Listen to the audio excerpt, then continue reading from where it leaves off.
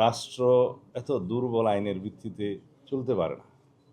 অপরাধীরা সংগঠিত এবং আধুনিক যুগে বিভিন্ন প্রযুক্তির মাধ্যমে অপরাধ সংগঠিত হচ্ছে। এই যে মাদকদ্রব্য অনলাইনে বেচা কিনা হচ্ছে, মাদক নিয়ন্ত্রণ আইনটা যেটা বিদ্যমান আছে, এই আইন দিয়ে মাদকের বিরুদ্ধে ফাইট করা যাচ্ছে না। মাদকদ্রব্য নিয়ন্ত্রণ অধিদপ্তরের কর্মকর্তাদের, ইন্সপেক্টরদের সক্ষমতা বাড়ানো যাচ্ছে না।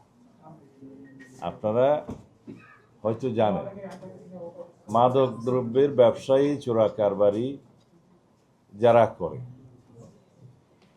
তাদের সশস্ত্র গ্রুপ আছে, কিন্তু আমাদের মাদক দ্রব্য নিয়ন্ত্রণ অধিদপ্তরের কর্মকর্তাদের যারা ইন্সপেক্টর, যারা অপারেশন করতে যায়, অভিযান চালায়, তাদের কাছে কোনো অস্ত্র নাই। এটা অনেকটা ঢাল নাই, তলোয়ার নাই, নিধিরাম সর্দারের মতো। তারপরে সাফিসিয়েন্ট ল্যাবরেটরি নাই মাদকদ্রব্য নিয়ন্ত্রণের। মাদকদ্রব্য ধরা পড়ার পরে যে একটা আইনি ব্যবস্থা থাকে, এটা মাদক কিনা টেস্ট করার জন্য কি পর্যায়ে কয়েকটি ল্যাবরেটরি আছে।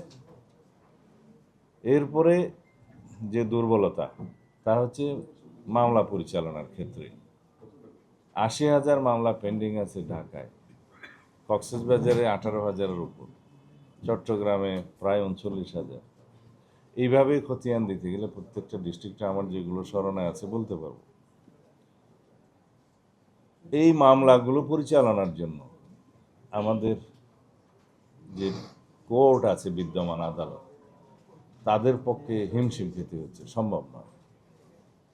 তা এখন এখতিয়ার সম্পন্ন আদালত বলতে যা বোঝায়, তাদের কাছে মামলাটা দিতে হয়, করতে হয়, ট্রায়াল ওখানে আসে।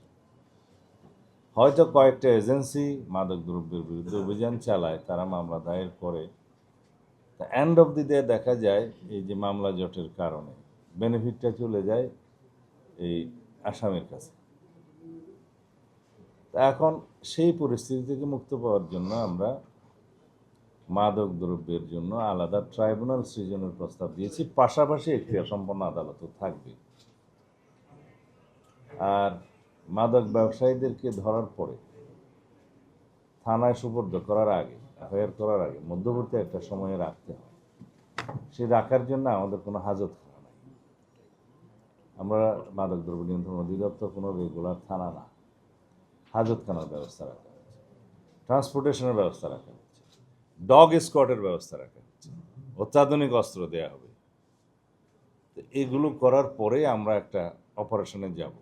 সেই আইনটা আগামী কয়েকদিনের ভিতরে পার্লামেন্টে উঠবে ইনশাআল্লাহ। এই বিদ্যমান আইনেই সংশোধন, মাদকদ্রব্য নিয়ন্ত্রণ আইন সংশোধন হবে, আপডেট করা হবে।